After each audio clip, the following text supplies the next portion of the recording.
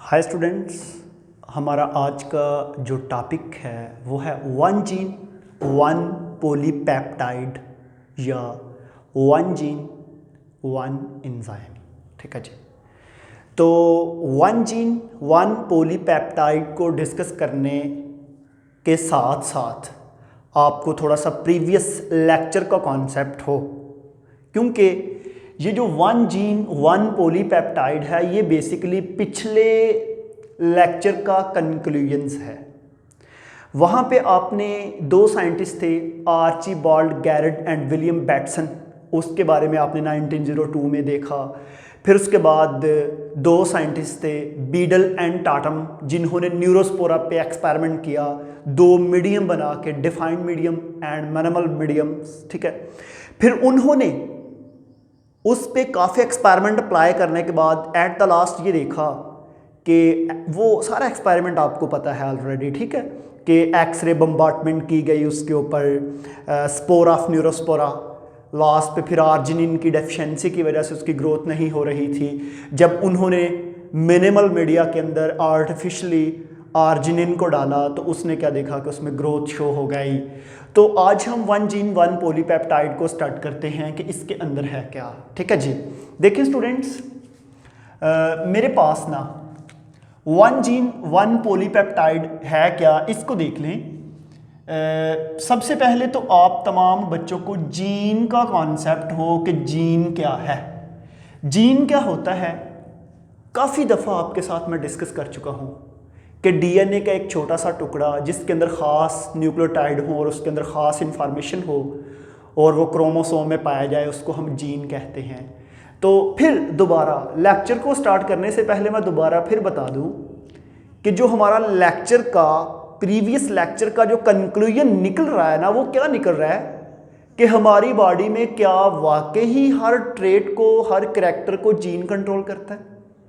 समझ आ रही है? जब मैंने प्रीवियस लेक्चर स्टार्ट किया था तो तब भी बताया था कि हमारी बॉडी, हमने ये चेक करना है कि क्या बॉडी के अंदर कैरेक्टर खसूसियात को जीन ही कंट्रोल करता है कि ये नहीं करता।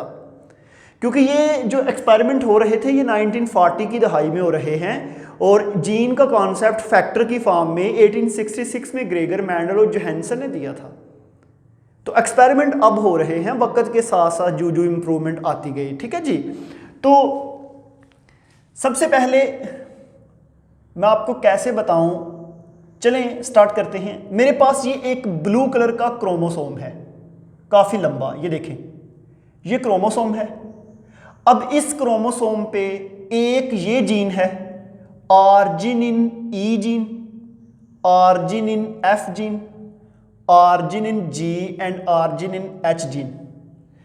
सबसे पहले ये है कि आपके जहन में क्वेश्चन तो आया होगा कि सर आपने डायरेक्ट उस क्रोमोसोम को पकड़ा और आर्जिनिन जीन की बातें स्टार्ट कर दी, आपने किसी और जीन की क्यों नहीं की? समझ आ रही है? तो यहाँ पे मैं आपको ये बताऊं कि स्टूडेंट, जो हमारा प्रीवियस एक्सपेरिमेंट था उसमें हमने ये बताया था कि उस न्यूरोस्पोरा जो फिंजाई है उसकी ग्रोथ क्यों नहीं हो रही, वो आर्जिनिन की वजह से नहीं हो रही।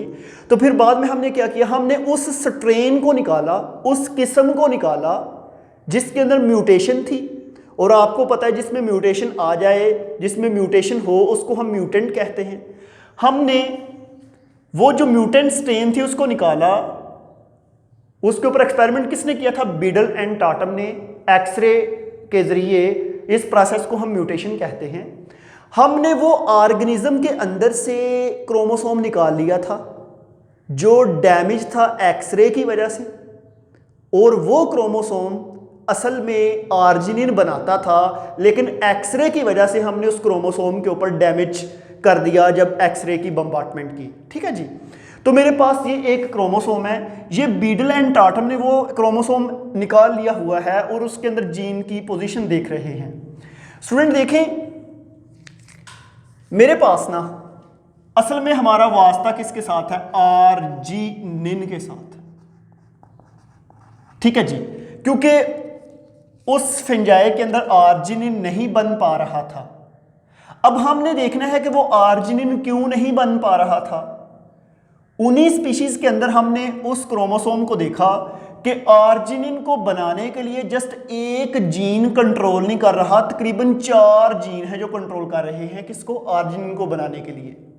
ठीक है, इसका मतलब फिर ये हुआ कि आपकी बॉडी में कोई एक प्रोडक्ट्स है, ग्लूकोज लेट्स सपोज, फ्रुक्टोज है, सुक्रोज है, माल्टोज, कोई भी है, एक प्रोडक्ट को आप ये नहीं कह सकते कि एक ही जीन कंट्रोल कर रहा होगा, एक प्रोडक्ट को भी मैनी जीन कंट्रोल करते हैं।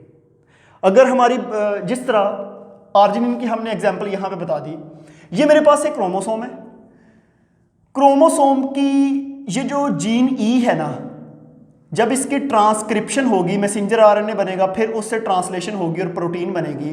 और आपको पता है कि प्रोटीन जब ग्लोब्यूलर फॉर्म में हो तो उसको हम कहते हैं एंजाइम।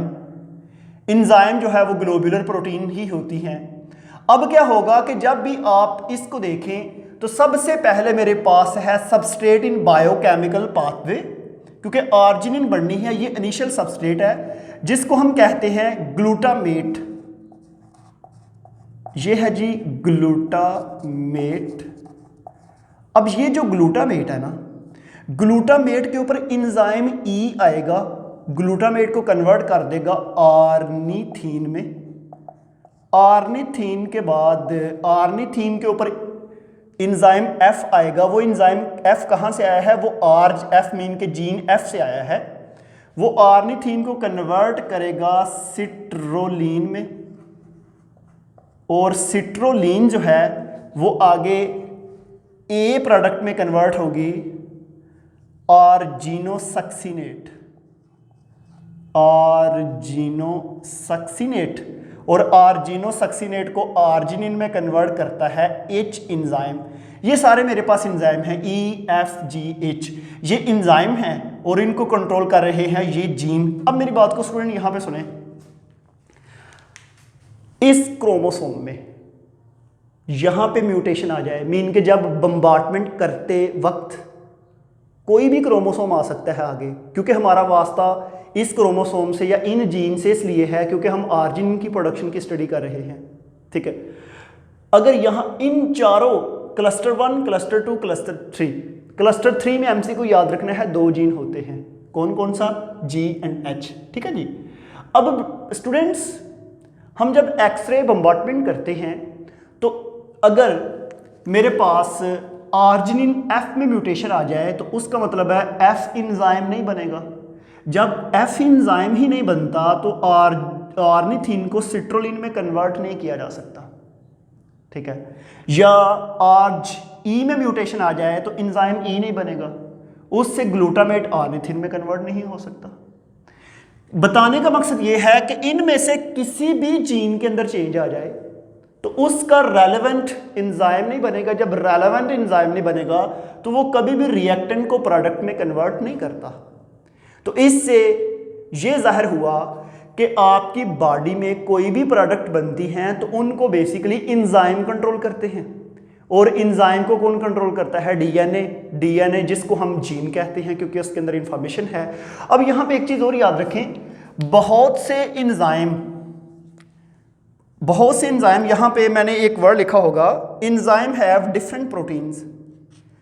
बहुत से ऐसे एंजाइम हैं जो जस्ट एक जीन से नहीं बनते, बल्कि उस एंजाइम में डिफरेंट पॉलीपेप्टाइड चेन होती हैं। ये मेरे पास एक एंजाइम है ABC, इसमें 3 पॉलीपेप्टाइड चेन हैं। हो सकता है कि पॉलीपेप्टाइड चेन 1 जो है वो G1 से बने, 2 जो है वो G2 से बने, 3 जो है वो G3 से बने। ये डिफरेंट जीन से जब पॉलीपेप्टाइड बनती हैं तो वो मिलके एक एंजाइम बनाता है। तो हमारे पास एक एंजाइम को बनाने के लिए भी डिफरेंट जो है वो डिफरेंट जीन उसमें पार्टिसिपेट करते हैं। तो स्टूडेंट्स, क्रोमोसोम में म्यूटेशन वो डिफरेंट साइट पे हो सकती है, इस पे हो सकती है, यहाँ पे हो सकती है, यहाँ पे। तो हमारे पास रेलेवेंट जो फाइनल प्रोडक्ट है आर्जिनिन वो नहीं बनता, जिससे उसकी ग्रोथ नहीं होती, क्योंकि आर्जिनिन एक ऐसा हमारे पास अमाइनो एसिड्स है जो बेसिकली ग्रोथ में पार्टिसिपेट करता है। तो इसके साथ साथ अगर हम ये तो हमने एक आर्जिनिन की बात की है, हम कार्बोहाइड्रेट की बात करें, लिपिड की करें, आरएनए, डीएनए, मीन के जितने भी आपकी बॉडी के अंदर प्रोडक्ट्स हैं उन तमाम को बनाने के लिए एंजाइम ज़रूरी हैं।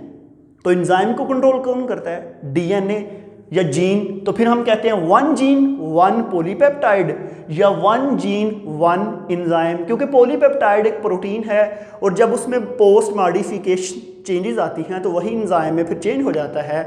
तो ये था आज हमारा कॉन्सेप्ट। तो इसमें हमें जो कंक्लूजन हमने बीडल एंड टाटम एक्सपेरिमेंट का निकाला है वो क्लियर हो गया कि किसी भी प्रोडक्ट को बनाने के लिए एंजाइम चाहिए और एंजाइम के लिए जीन चाहिए। जीन में चेंज आएगी, एंजाइम नहीं बनेगा, एंजाइम नहीं बनेगा तो प्रोडक्ट नहीं बनेगी।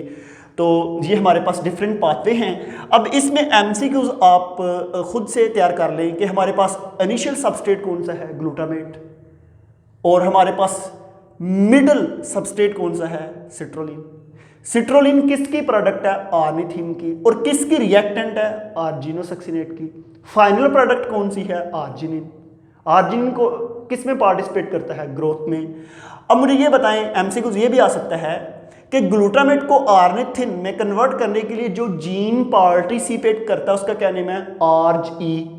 ये ई एफ जी हमने इनको नेम दिए हुए हैं, ठीक है, लेकिन आपको क्लियर कट पता होना चाहिए इन तमाम को। अच्छा, एक और कि आर्जिनिन की फॉर्मेशन के लिए टोटल कितने जीन पार्टिसिपेट करते हैं? 4। और कितने क्लस्टर? 3। Cluster 1, cluster 2, cluster 3। मैंने पहले भी बताया कि क्लस्टर 3 में 2 जीन होते हैं, ठीक है। तो ये सारा जो है आपने क्लियर करना है ताकि आपका ये कॉन्सेप्ट क्लियर हो। तो आज का ये हमारा एक छोटा सा लेक्चर था। इसके बाद जो हमारा लेक्चर होगा वो होगा how DNA encode protein structures. तो हम अपने लेक्चर को यहाँ पे वाइंड अप करते हैं। तो इंशाल्लाह स्टूडेंट हम मिलेंगे नेक्स्ट वीडियो में। आज के लिए थैंक यू।